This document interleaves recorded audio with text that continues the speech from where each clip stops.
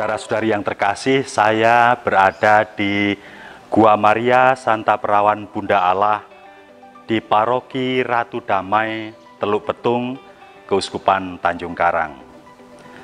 Nama gua ini sekali lagi adalah Santa Perawan Maria Bunda Allah.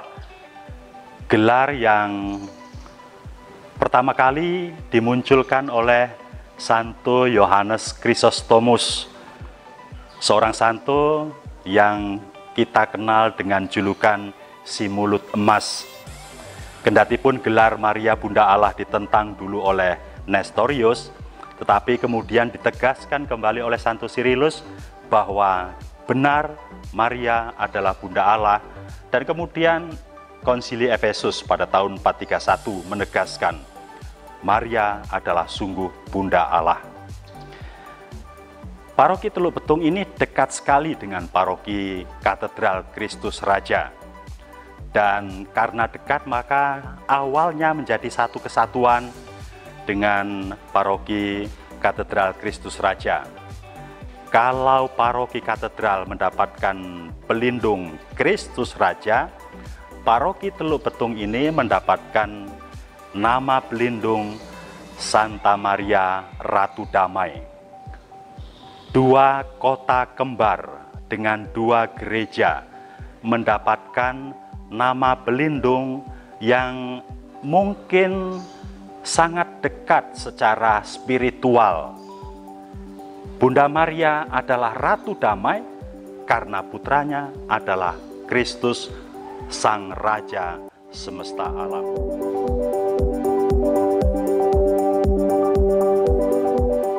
Gereja Paroki Ratu Damai di kota Teluk Betung ini terletak di dataran rendah dari kota Bandar Lampung, tepatnya di Jalan Ikan Kakap nomor 4 di Teluk Betung. Sejarah Paroki Ratu Damai Teluk Betung tidak terlepas dari sejarah awal Gereja Katolik di Lampung. Sejak awal Teluk Betung menjadi bagian dari pos misi Tanjung Karang. Ketika pos misi Tanjung Karang menjadi paroki dan membuka stasi di daerah-daerah baru seperti Pringsewu, Gisting, Karangsari, Pasuruan, dan Metro, Teluk Betung tetap menjadi bagian dari Tanjung Karang karena jaraknya yang tidak terlalu jauh. Pada awal misi gereja di Keuskupan Tanjung Karang, Teluk Betung dan Tanjung Karang adalah kota kembar yang berdekatan. Teluk Betung menjadi pusat pemerintahan kolonial Belanda, sedangkan Tanjung Karang menjadi pusat perhubungan, terutama perhubungan darat. Dalam sejarah gereja Teluk Betung menjadi pusat pelayanan pendidikan. Di Teluk Betung, para misionaris awal mendirikan sekolah bagi anak-anak keturunan Belanda dan Tionghoa. Pada tahun 1929, Pastor Van Oort, SCY, bersama Nyonya Smith de Laan mengawali pelayanan pendidikan dengan membuat sekolah taman kanak-kanak. Sekolah taman kanak-kanak ini menempati kamar bola de Punik. Setelah sekolah TK berdiri, mulai juga dipikirkan kelanjutan sekolah setelah tamat dari TK. Maka pada tanggal 1 Juli 1930 dibeli tanah dan bangunan di Kampung Kupang. Tepatnya sebetulnya Kupang Tebah, Teluk Betung. Dan kemudian pada 1 Agustus 1930 bangunan itu diresmikan menjadi sekolah dasar. Sekolah ini pada awalnya melayani anak-anak Tionghoa dengan bahasa pengantar bahasa Belanda. Sekolah ini dimaksudkan untuk dilayani oleh suster-suster Hati Kudus yang belum datang dari Belanda. Sebenarnya tahun 1927 suster-suster Hati Kudus telah hadir dan melayani misi di wilayah Palembang, namun belum menjadi prioritas bagi kongregasi untuk menambah tenaga dan memperluas wilayah pelayanannya, apalagi memberi tenaganya untuk pendidikan di Teluk Betung, Lampung.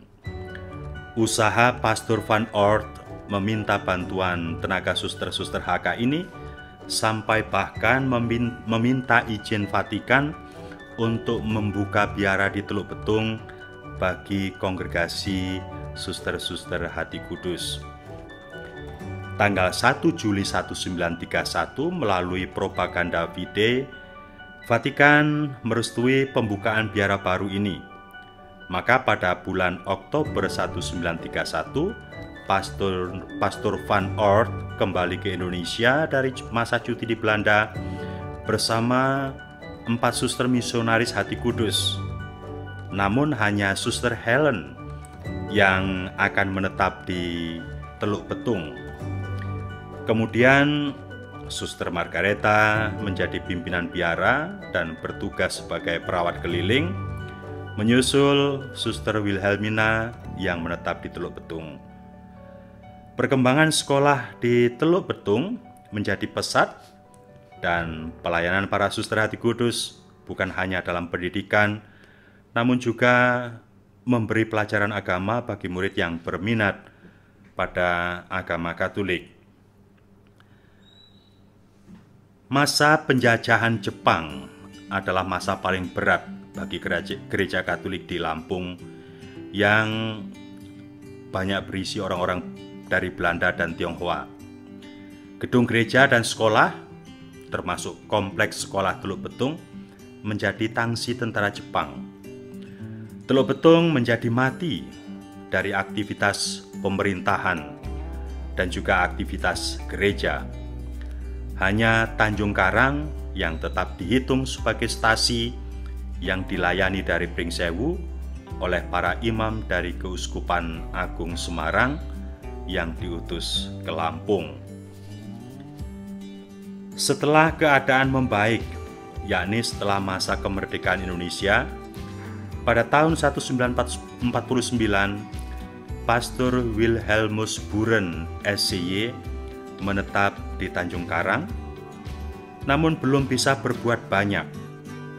Bahkan suster-suster Hati Kudus Yesus yang melihat keadaan biara dan sekolah di Teluk Betung pada Juni 1949 belum berani mengelola kembali sekolah mereka. Baru setelah Pastor Kuhuts pada bulan Agustus 1949 diutus ke Lampung dan mempersiapkan Teluk Betung agar layak dihuni kembali oleh suster-suster Hati Kudus, maka pada 4 November 1949 Suster Hati Kudus bisa kembali berkarya di Teluk Betung. Pada tahun 1951 keadaan di Lampung benar-benar telah pulih, dan pada saat itu Vikariat Apostolik Palembang terasa tidak efektif karena meliputi Karisidenan Jambi, Bengkulu, Palembang, dan Lampung. Pada 19 Juni 52, Vatikan memutuskan daerah Lampung menjadi Prefektur Apostolik Tanjung Karang yang terpisah dari Vikariat Palembang. Monsignor Albertus Hermeling Gentiaras diangkat menjadi prefek yang bertugas di Pringsewu. Tercatat pada saat pendirian Prefektur Apostolik Tanjung Karang terdapat 4 paroki, yakni Tanjung Karang, Teluk Betung, Pringsewu, dan Metro. Teluk Betung sendiri masih menempati kapel biara suster-suster HK yang dipakai bersama sebagai gereja paroki. Memang baptisan pertama di Teluk Betung tercatat terjadi pada tanggal 29 September 1949. Namun pelayanan pastoral pada waktu itu masih bergantung dari Tanjung Karang. Baru pada bulan September 1949, Pastor Gerardus Antonius Kufuts, SCY, menetap di Teluk Betung. Rumah pastoran, tempat tinggal beliau adalah sudut bundaran Jalan Patimura yang sekarang menjadi kantor Yayasan Miriam, yakni yayasan yang menangani sekolah-sekolah yang dikelola oleh suster-suster Hati Kudus. Pada tanggal 6 November 1949, Pastor Gerardus Antonius Kufuts, SCY, memberkati Gereja Maria Ratu Damai Teluk Betung.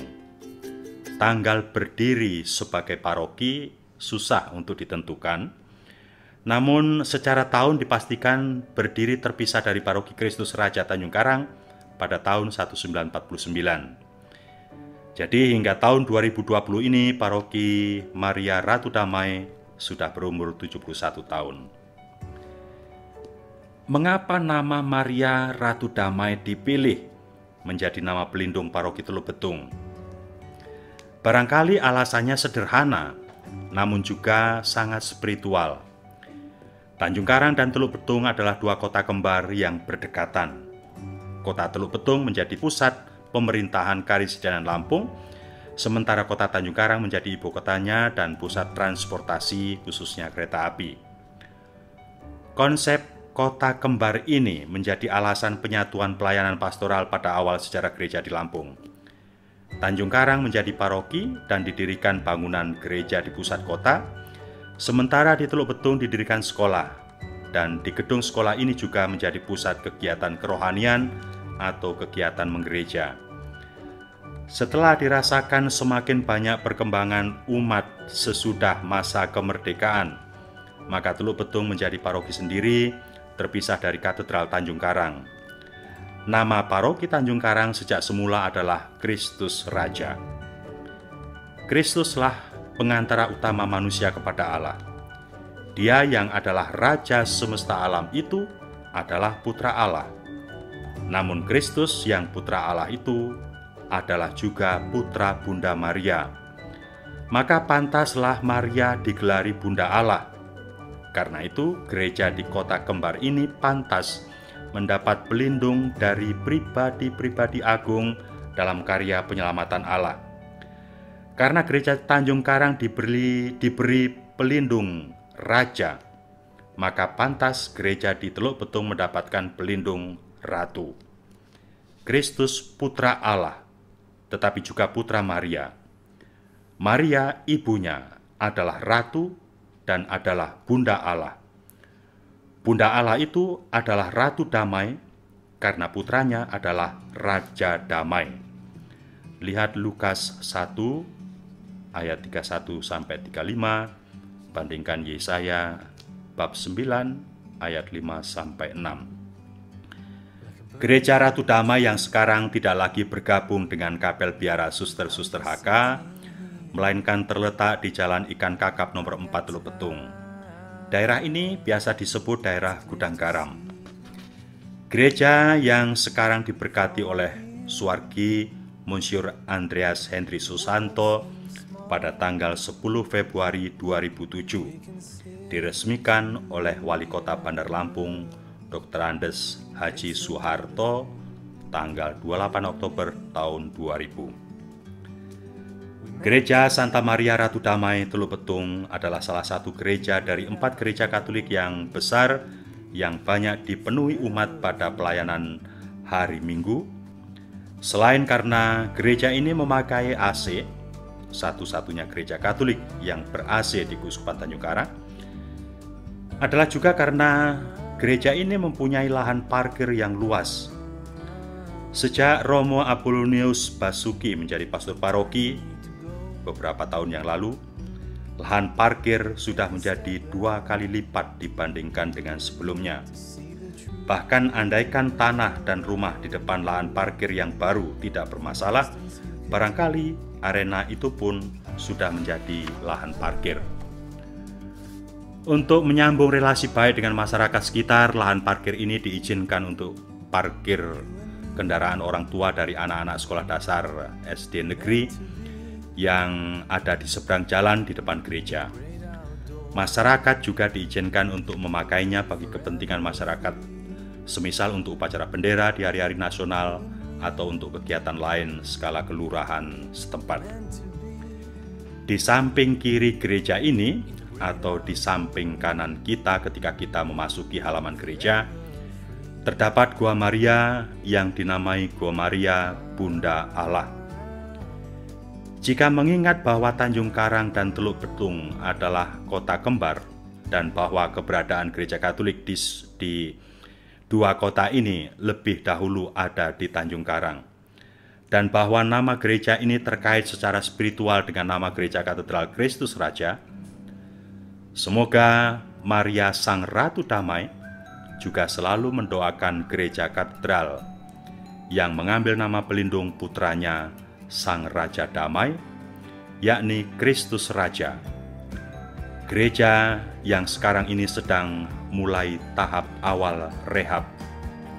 Semoga berkat doa Bunda Maria, Bunda Allah dan Ratu Damai, semua proses pembangunan rehab Gereja Katedral Kristus Raja menjadi lancar.